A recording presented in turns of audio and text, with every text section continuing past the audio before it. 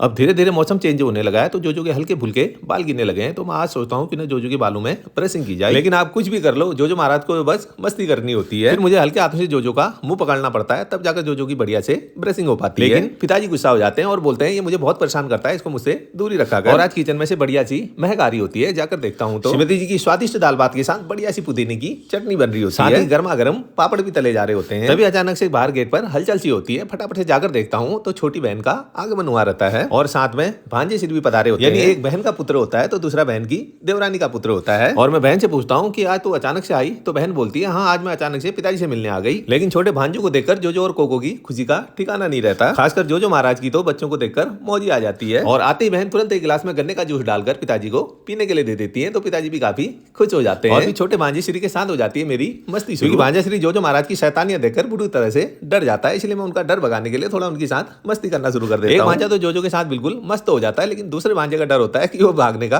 नाम नहीं लेता है। और फिर जब मेरी लाख कोशिशों के बाद भी भांजे श्री का डर नहीं भागता है तो फिर भांजे श्री को प्यार से समझाता हूँ और बोलता हूँ भांजे श्री वो भी आपकी तरह छोटा बच्चा है, वो कुछ नहीं करता है, बस आपसे खेलना चाहता है। जाकर कहीं भांजे श्री थोड़ा नॉर्मल होते हैं और तब तक श्रीमती जी का भोजन भी बन जाता है। तो फटाफट से पिताजी को भोजन कराकर भांजू को भी भोजन करा देते हैं और फिर श्रीमती जी और बहन के साथ बैठकर मैं भी भोजन कर लेता हूँ। कुल मिलाकर छोटी बहन के आने से घर का माहौल काफी खुशनुमा हो जाता है। राधे राधे।